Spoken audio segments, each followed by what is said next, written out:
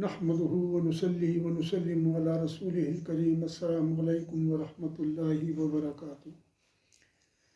میں ہوں طارق محمود القاسمی۔ آج ایک جنرل قسم کی بات کریں گے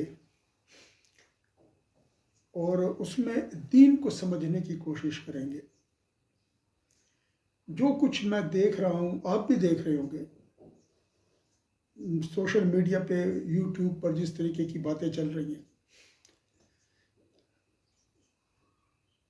دین کا فلسفہ ہے کیا، اور اس دین کے فلسفے کے اندر جو سب سے بنیادی نقطہ ہے اللہ کی رضا، اللہ کو راضی کرنا، اللہ کو اپنے آپ سے خوش کرنا، اس کو ہم کیسے حاصل کریں؟ اس کے لیے جو لوگ بیٹھے ہیں نا آ کر، اور جس طریقے سے انہوں نے دین کو ایکسپلین کرنا شروع کیا، اور جس طریقے سے وہ دین کو جو ہے نا پیش کر رہے ہیں، لوگوں کو جس طریقے سے دین آفر کر رہے ہیں، اور اس کے اندر جو باتیں کر رہے ہیں، یہ کم از کم میری عقل نہیں مان رہی۔ اللہ کو راضی کرنا بہت آسان ہے۔ ایک اس کے لیے جو خیرات مانگتا ہے، خیر بھیک مانگتا ہے، اس کے لیے بھی، اور ایک وہ شخص کہ جس کی مزدوری نہیں لگتی، اس کے لیے بھی۔ مطلب یہ سمجھ لیں، ایک وہ شخص کہ جس کو ایک ٹائم کا کھانا مشکل سے ملتا ہے، اور ایک وہ شخص جس کو کروڑوں روپے گھنٹوں میں مل جاتے ہیں۔ ان دونوں کے لیے اللہ کو راضی کرنا ایک جتنی محنت ہے، کم اور زیادہ کی بات نہیں ہے۔ میں اس نقطے پہ آنا چاہ رہا ہوں۔ ہمارے لیے کیا ہے جی؟ نماز نہیں پڑھی تو دوزخ میں جاؤ گے، روزہ نہیں رکھا تو یہ گناہ ہوں گے، تم نے یہ کام کر لیا تو شرک ہو گیا، یہ کام کر لیا تو بدعت ہو گئی۔ میں اس پر انشاءاللہ ایک علیحدہ سے بات کروں گا، اور میں وہ فلسفہ بتاؤں گا اسلام کا کہ جہاں پر بدعت اور ان چیزوں کو جس طریقے سے یہ لوگ کہہ رہے ہیں، اس طریقے سے اسلام کی بے حرمتی کر رہی ہیں۔ یہ اسلام کے اس نظام کو جو میرے رب کا بنایا ہوا ہے، اس کے اندر یہ نقص پیدا کر رہے ہیں۔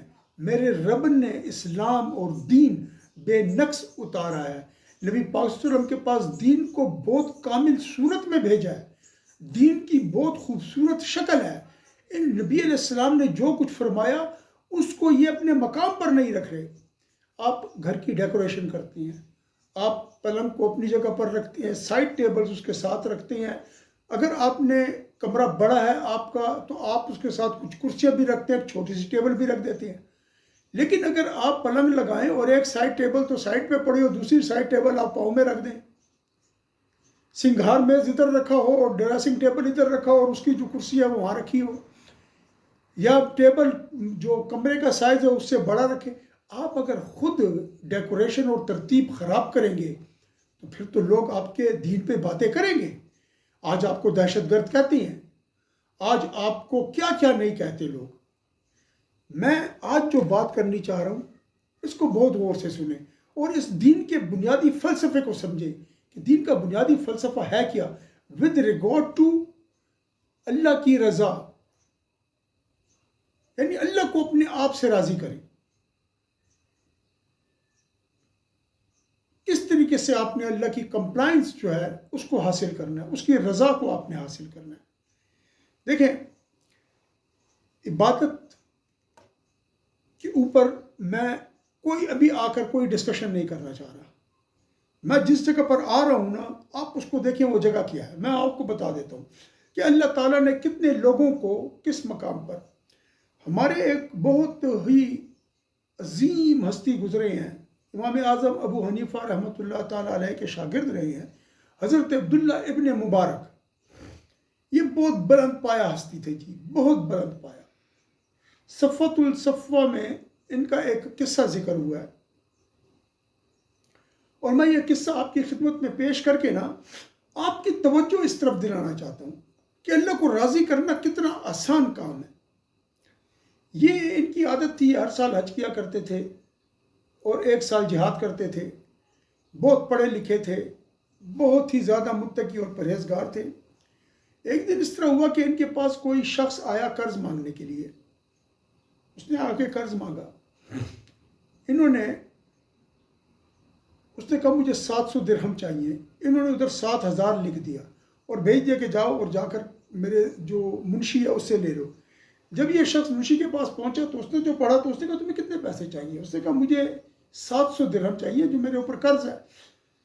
اس نے کہا ذرا صبر کرو، اس چٹ میں کچھ غلط لکھا ہوا ہے، اس رکے میں جا کے ذرا معلوم کرتا ہوں اور پھر آ کے آپ کو جو ہے نا میں انشاءاللہ پیسے دیتا ہوں. وہ گئے واپس.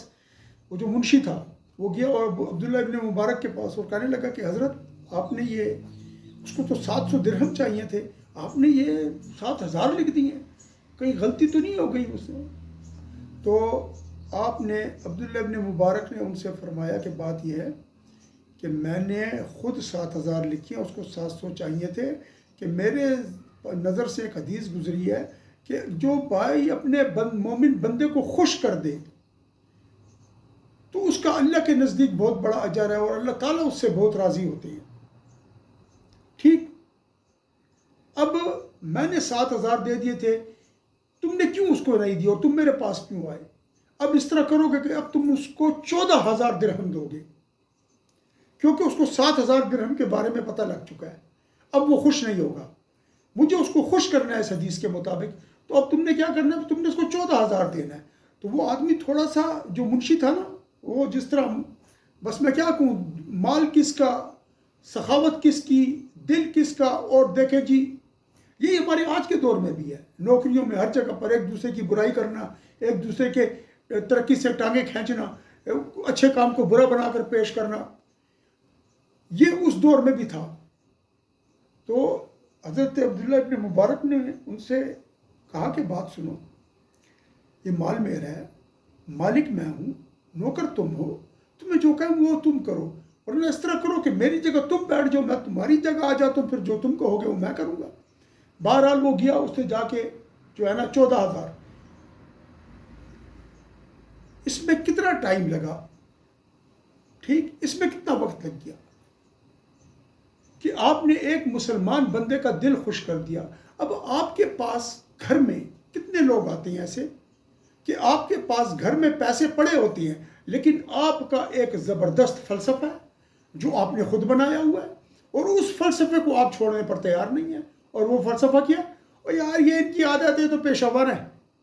حالانکہ قرآن فرماتا ہے وَأَمَّا السَّائِلَ فَلَا تَنْهَرْ، اور ہر جو سوال کرنے والا ہے، بھیک مانگنے والا، تجھ سے جو آ کے سوال کر رہا ہے کہ مجھے کچھ دے، اس کو انکار نہ کر، اس کو دے، اس کو دے دے. لیکن آپ کیا کہتے ہیں؟ او یار پوڈری ہے چھوڑ دو، او یار یہ نشہ کرے گا، او یار ان کی عادت ہے، یہ بڑے ارب پتی اور کروڑ پتی ہوتی. آپ کا اس سے کیا کام ہے جی؟ آپ جب کسی شخص کو جو آپ کے دروازے پر آ گیا اور آپ نے اس کو اس اخلاق کو سامنے رکھیں، عبداللہ ابن مبارک کے اخلاق کو ذرا سامنے رکھیں، اور آپ نے اس کو پیسے دے دیے، کیونکہ آپ کے پاس علم غیب نہیں ہے کہ وہ پیشہ ور ہے یا وہ واقعی مجبور ہے. دیکھیں کئی مرتبہ اس طرح ہوا ہے لوگوں کے ساتھ، خود میرے ساتھ اس طرح ہوا ہے کہ انسان گھر سے نکلتا ہے اور میں پرس گھر بھول گیا، اور جب انسان بس میں بیٹھا تو پتہ چلا کہ وہ تو گھر بھول آیا. اب یہاں پر کیا ہوگا؟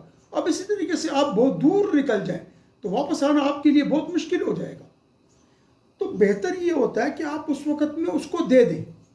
جب آپ دے دیں گے نا تو بس آپ نے اللہ کو خوش کر دیا، آپ کا کام ہو گیا. اب میں عبادت سے ہٹ کے بات کر رہا ہوں. ہمارے جو عام رویے ہیں، ہمارے جو عمومی رویے ہیں، وہ ہمیں کس طریقے سے برباد کرتے ہیں، وہ ہمیں کس طریقے سے ہمارے قلب کو سخت کرتے ہیں. اب اسی سلسلے میں ایک ابو ہریرہ رضی اللہ تعالیٰ عنہ کی ایک حدیث سناتا ہوں آپ کو. مختصر صحیح مسلم میں یہ حدیث ذکر ہے. حدیث کا نمبر ہے 1465 اور یہ حدیث قدسی ہے. ابو ہریرہ رضی اللہ تعالیٰ عنہ فرماتے ہیں کہ رسول اللہ صلی اللہ علیہ وسلم نے فرمایا کہ اللہ تعالیٰ قیامت کے دن فرمائیں گے ایک بندے سے کہ اے بنی آدم، اے آدم کے بیٹے، میں بیمار ہوا تھا، تو نے میری خبر گیری نہ کی. تو وہ کہے گا کہ میرے رب آپ کیسے بیمار ہوئے؟ آپ تو کل جہان کے مالک ہیں، آپ کو کس طرح بیماری لگ سکتی ہے؟ آپ تو خود بیماروں کو شفا دیتے ہیں، میں کس طریقے سے آ کر آپ کی جو ہے تو مزاج پرسی کرتا؟ تو اللہ تعالیٰ فرمائیں گے کہ اے میرے بندے، میرا ایک بندہ بیمار ہوا تھا، تو نے اس کی مزاج پرسی نہ کی، تو اس کے پاس نہ گیا پوچھنے کے لیے کہ تجھے کیا ہوا ہے، تیرا کیا مسئلہ ہے؟ تو اس کے پاس چلا جاتا نا، جا کے بیٹھ جاتا. اگر تو اس کے پاس بیٹھ جاتا تو مجھے اس کے پاس پاتا، میں تجھے اس کے پاس ملتا.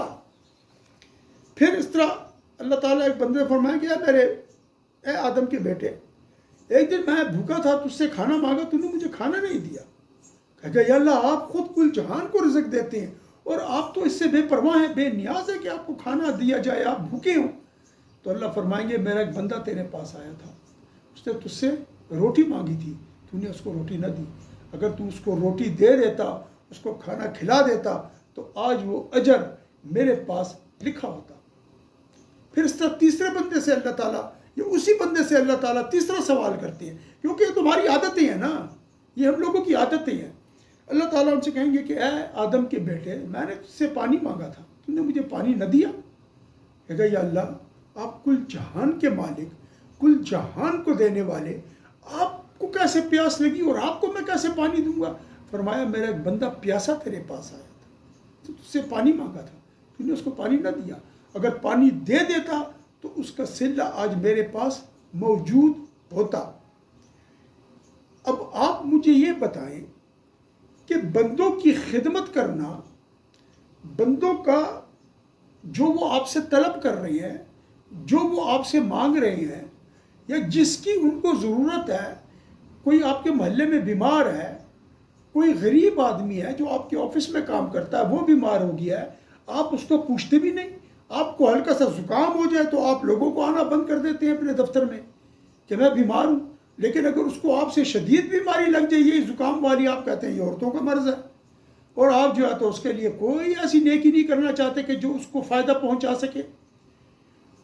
یہاں پر اللہ تعالیٰ کیوں فرما رہی ہے؟ دیکھیں، اللہ تعالیٰ کے اس دنیا میں بڑے عجیب و غریب بندے رہتے ہیں، اللہ کے محبوب ہیں، ان کے پاس کچھ نہیں ہے، کپڑے پھٹے، بال بکھرے.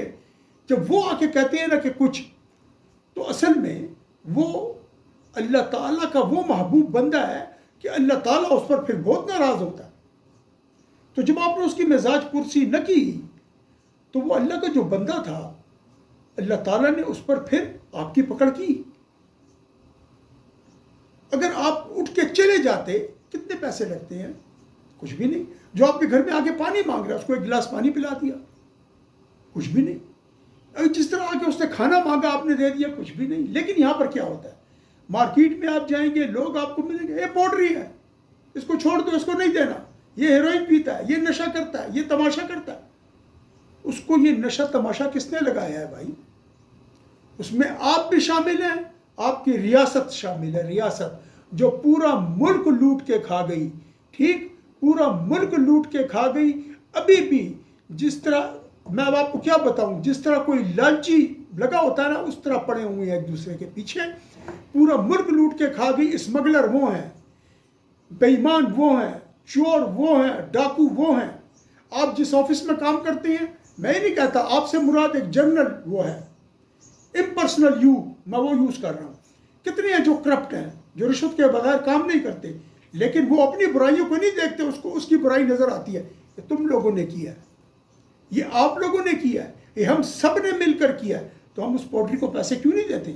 اس کے بھی ماں باپ بہن بھائی ہوں گے، زندگی تو بچ جائے گی نا. لیکن نہیں، آپ کا فلسفہ بڑا عجیب ہے کہ نہیں جی ہم نے ان کو نہیں دینا، جبکہ اللہ تعالیٰ فرما رہے ہیں دو. اللہ تعالیٰ نے کسی جگہ پر کوئی قید نہیں لگائی، مطلق ہے، وَأَمَّا السَّائِلَ فَلَا تَنْهَرْ، اور جو مانگنے والا ہے اس کو مت جھڑا. نبی علیہ السلام فرماتے ہیں کوئی گھوڑے پر بیٹھ کر آئے اور تم سے سوال کرے، اس کا سوال پورا کرو. حدیث کا مفہوم ہے. اس لیے کہ بعض اوقات انسان مجبور ہو جاتا ہے، اس کو یہ کرنا پڑتا ہے، یہ مصیبت بن جاتی ہے اس کے لیے. پھر دوسری چیز کیا ہے؟ اب یہ جو چھوٹا سا واقعہ ہے نا کہ آپ نے اس کو پیسے دیے اور ڈبل کر کے دیے، ان کے پاس تھا، آپ کے پاس نہیں ہے، آپ کے پاس 10 روپے ہیں، آپ 10 روپے میں 5 روپے نہیں دے سکتے، آپ 10 کے 10 روپے نہیں دے سکتے. میں نہیں سمجھتا آج کے دور میں کوئی آدمی اتنا گرا ہوا ہوگا کہ وہ ایک بڑے پوش علاقے میں رہتا ہو، ہزاروں روپے کا کرایہ دیتا ہو، اور وہ کسی آدمی کو 10 روپے نہ دے سکے، اور اوپر سے وہ فتویٰ یہ لگائے کہ یہ پوڈری ہے. قیامت کے روز جب اللہ کے حضور میں آپ کھڑے ہوں گے اور آپ کے گناہ آپ کو پڑھ کے سنائے جا رہے ہوں گے، کیونکہ معصوم تو صرف پیغمبر ہے نا، میں سب سے بڑا گنہگار، اس کے بعد آپ لوگ جتنے بھی ہیں، ہم سب میں، آپ سب میں، ہم سب میں کوئی نہ کوئی کسی نہ کسی حد تک گنہگار ہے۔ جب آپ کھڑے ہوں گے اور اللہ کہے گا تو نے یہ کیا تھا، یہ کیا تھا، یہ کیا تھا، یہ کیا تھا، اس کو دوزخ میں ڈال دو، تو پھر آپ اللہ سے کیا کہیں گے کہ اللہ مجھے معاف کر دے؟ تو اللہ آپ کو معاف کرے گا؟ جب آپ نے اس پوٹری کو 10 روپئے نہیں دیے، وہ اللہ کا بندہ تھا، پوٹری اس کو آپ کی ریاست اور آپ لوگوں نے بنایا ہے، جو حرام کماتے ہو، جنہوں نے ملک کے اندر کوئی قانون نہیں رہنے دیا، پولیس آپ کی بے ایمان، ڈاکو، چور، فوج آپ کی ٹھیک نہیں، کشمیر کے اندر بیڑا غرق ہو گیا، ہماری خواتین کا، ہماری بچوں کی عزتیں لٹ گئیں، آپ کی فوج بیٹھی ہے ادھر 23 مارچ مناتی ہے، مناتے رہو۔ آپ کیا سمجھتے ہیں آپ کو اللہ چھوڑ دے گا؟ آپ کو اللہ پکڑ کر سب سے پہلے ڈالے گا۔ آپ کو اللہ کے بندوں پر حکم جاری کرنے کا حکم نہیں دیا گیا کہ آپ ان کی نیکی اور بدی کے احکامات جاری کریں، ہرگز آپ کو یہ حکم نہیں دیا گیا۔ دوسری بات، یہ تو انسان کی بات ہوگی، ہمارے ارد گرد بہت ساری مخلوقات ہوتی ہیں، کتا ہے، بلی ہے، ٹھیک، پرندے ہیں، یہ سب ہیں، بہت سے لوگ کرتے ہیں یہ۔ میں آپ کو ایک حدیث سناتا ہوں، اس کے بعد اس کے اوپر آتے ہیں۔ یہ صحیح بخاری کی حدیث ہے، 3467 نمبر ہے، 3467۔ یہ حدیث روایت کی ہے ابو ہریرہ رضی اللہ تعالیٰ عنہ نے۔ وہ فرماتے ہیں کہ نبی پاک صلی اللہ علیہ وآلہ وسلم نے فرمایا، ایک کتا تھا جو ایک کنویں کے ارد گرد پھر رہا تھا اور قریب تھا کہ وہ پیاس کی وجہ سے مر جائے۔ کیا ہوا کہ اس کو ایک فاحشہ نے، ایک بدکار عورت نے دیکھ لیا، اس کو ایک فاحشہ اور بدکار عورت نے دیکھ لیا۔ پھر کیا ہوا جی؟ اور وہ کیا، وہ کون تھی وہ بدکار عورت؟ وہ بنی اسرائیل کی بدکار عورتوں میں سے ایک عورت تھی۔ تو اس نے اپنا موزہ اتارا اور کیا کیا؟ اس کو پانی پلایا، تو اللہ تعالیٰ نے اس کے اوپر اس گناہگار عورت کو، اس فاحشہ عورت کو بخش دیا۔ کتا، موزہ اتار کے پانی پلانا، یہ کتنا چھوٹا عمل ہے، کتنا چھوٹا عمل ہے۔ یہاں پر میں دیکھ رہا ہوں دجال کی باتیں ہو رہی ہیں، نماز نہیں پڑھی تو یہ، امیر معاویہ کو گالیاں پڑھ رہی ہیں، صحابہ اکرام کو گالیاں پڑھ رہی ہیں، اور تجھ سے خدا امیر معاویہ کا نہیں پوچھے گا، وہ صحابہ اکرام تھے، ان سے اللہ تعالیٰ خود حساب کتاب کریں گے، وہ اللہ مالک ہے ان کے، ہم سب کے، میرا تیرا سب کا اللہ مالک ہے۔ تمہیں کس نے یہ حق دیا؟ ہمارے ملا نور جہان مر گئی، دوزخی ہے یہ، نور جہان مری، دوزخی ہے، یہ کیا ہے؟ یہ میں نے بھی آپ کو حدیث سنائی ہے۔ ان ملاؤں سے پوچھو، تم جو نبی علیہ السلام کو جو اللہ نے علم غیب دیا اس کا انکار کرتے ہو، یہ علم غیب تمہارے پاس کہاں سے آیا کہ نور جہان دوزخی ہے؟ آپ کو پتا کہ نور جہان دوزخی ہے؟ نور جہان بھی تو یہی کام کری، یہی کام تھا نا، یہ فاحشہ عورت والا، اداکارہ تھی، گانے گاتی تھی، ہو سکتا ہے اس نے کوئی ایسی نیکی کی ہو، کسی کتے کو پانی پلایا ہو، کسی بلی کو بچایا ہو، کسی انسان کی زندگی بچا لی ہو، اس نے آپ کو نہیں بتایا، ہو سکتا ہے اس سے کوئی ایسی نیکی ہو گئی ہو، اللہ اس کو بخش دے۔ آپ لوگوں کی، ہم لوگوں کی عادت ہے دوسروں پر انگلیاں اٹھانا۔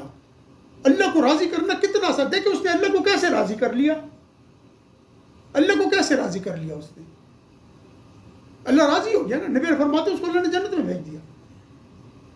اس کا مطلب ہے بنی اسرائیل کی عورت تھی، اور یہ واقعہ ہو چکا ہے، یعنی جب انسان مر جاتا ہے، نیک ہوتا ہے، تو اس کو اعلیٰ علیین میں، ٹھیک ہے، اس کو وہاں پر رکھا جاتا ہے جہاں پر وہ جنت کی نعمتوں سے لطف اندوز ہوتا ہے۔ یہ دوسری میں نے آپ کو بتا دی۔ تیسری سنیں، یہ بھی صحیح بخاری کی ہے، 3482۔ اب اس کے الٹ لے کر آ رہا ہوں، اس کے جو ہے نا، تو کیا کہتے ہیں اس کو، اس کے مخالف آپ کو ایک چیز بتاتا ہوں۔ اس کو حضرت عبداللہ بن عمر رضی اللہ تعالیٰ عنہ نے روایت کیا کہ نبی پاک صلی اللہ علیہ وسلم فرماتی ہیں کہ ایک شخص کو، ایک عورت کو بلی کے اندر، یعنی بلی کے معاملے میں، بلی کے ساتھ جو اس نے سلوک کیا، اس پر اس کو دوزخ میں ڈال دیا گیا اس عورت کو۔ فرمایا کیا ہوا کہ اس نے بلی کو باندھ دیا، بلی کو باندھ دیا یہاں تک کہ وہ بلی مر گئی۔ اس کی وجہ سے اللہ نے اس کو آگ میں ڈال دیا۔ اس نے کیا کیا؟ اس نے بلی کو باندھ دیا، نہ تو اس کو کھانا کھلایا، نہ اس کو پانی پلایا، نہ اس کو چھوڑا کہ وہ جاتی باہر پھرتی اور جو یہ حشرات الارض ہے، زمین پہ چوہے وغیرہ چھوٹے موٹے جو چیزیں بھی ہیں ان کو کھاتی اور زندہ رہتی، باہر سے پانی پی لیتی، کچھ کر لیتی. اس نے اس کو نہیں چھوڑا. کس بات پر؟ اس کا کوئی نقصان کیا ہوگا نا، اس کا کوئی نقصان کیا ہوگا. اس نے اس کو باندھ کر یہ سزا دی. اللہ تعالیٰ نے اس کو دوزخ میں ڈال دیا. اللہ تعالیٰ نے اس کو دوزخ میں ڈال دیا. بڑی معمولی باتیں میں نے بتائی ہیں آپ کو، بہت معمولی باتیں میں نے بتائی ہیں، بہت معمولی باتیں. میں بہت بڑے اخلاق اور کردار کی طرف نہیں جا رہا. حالانکہ میں نے عبداللہ بن مبارک سے شروع کیا کہ یہ ہمارے بزرگ ہیں، ان سے اس لیے شروع کیا کہ اللہ ہمیں برکت دے اور ہمیں ان جیسے لوگوں کی عمل کرنے کی توفیق دے. اب آپ مجھے بتائیں، دین کا فلسفہ کچھ آپ کو سمجھ میں آیا؟ دین کا بنیادی فلسفہ، عبادت کا بھی جو بنیادی فلسفہ ہے نا، وہ آپ کے اندر ان خصوصیات اور صفات کو ابھارنا ہے جو آپ کو اس مقام تک لے آئیں کہ کوئی آپ سے 700 درہم مانگے تو آپ اس کو 7,000 درہم دیں، کوئی قید ہو تو آپ اس کو چھڑا دیں. حضرت علی کرم اللہ وجہہ روزہ رکھا، افطار کا وقت آیا، فقیر آ گیا، اس کو دے دیا، اور نمک سے افطار کر کے اگلے دن کا روزہ پھر رکھ لیا. یہ سب کیا ہے؟ ایک قرآن مجید کی ایک آیت ہے، وَمَنْ يُوقَ شُحَّ نَفْسِهِ فَأُولَٰئِكَ هُمُ الْمُفْلِحُونَ. اور جس کو نفس کی لالچ اور بخیلی سے بچا لیا گیا وہی فائدہ پانے والا ہے. ہم لوگوں میں شح، ایک بخل ہے، ایک شح ہے. شح کہتے ہیں کہ وہ بخیلی جس میں لالچ شامل ہو. یعنی ایک تو ہم اپنے پاس پیسہ بھی رکھتے ہیں اور دوسرا ہم کماتے بھی ہیں. آج آپ کے پاکستان کا 99% آدمی کرپٹ ہے، جو سرکاری دفتروں میں کام کرتا ہے، پرائیویٹ دفتروں میں بھی وہ اسی طرح کرتے ہیں. میں خود یونیورسٹی میں پڑھا چکا ہوں، میں کئی جگہوں پر ملازمتیں کر چکا ہوں. میں نے لوگوں کو کس طرح حرام کاریاں کرتے دیکھا ہے اور کس طریقے سے پیسے بناتے دیکھا ہے. مجھے پتہ ہے، مجھے پتہ ہے. یہ ہے وہ شح. یعنی ایک تو آپ پیسہ بھی حرام سے کمائیں لالچ کر کے، جو حرام ہے آپ اس کو اپنے لیے لے لیں. دوسرا پر اس میں بخیلی بھی کریں، آپ کسی کو دیں بھی نہ. ٹھیک، اس کو کہتے ہیں شح. یہ شح آپ میں موجود ہے. آپ کے پاس پیسے ہوں گے، بچے ہوں گے، آپ اپنے بچے کو ایک ٹرافی لے کر دے رہے ہیں. چھوٹی سی بچی آگے کھڑی ہو گئی ہاتھ پھیلا کر، آپ نے اس کو نہیں دینا. کیوں؟ کیونکہ وہ پیشہ ور ہے. آپ کے پاس علم غیب ہے، آپ کو پتہ نہیں. بھائی آپ کو اللہ نے دیا ہے. جو گناہ میں کرتا ہوں نا، اگر اس پر میرا رب مجھ سے سہولتیں لے لے تو میں اپنے رب کو کیا کہوں گا؟ کیونکہ میرا رب تو 1 سیکنڈ کے 1000ویں حصے میں میرا فیصلہ کر کے رکھ دے گا، منٹ میں، کہ یہ پکڑ، یہ تو نے کیا ہے. تیری حیثیت کیا ہے کہ میں تجھے دنیا میں زندگی بھی دوں؟ تو میرے پاس کیا جواب رہ گیا اپنے رب کے لیے؟ دیکھیں، یہ فلسفہ ہے.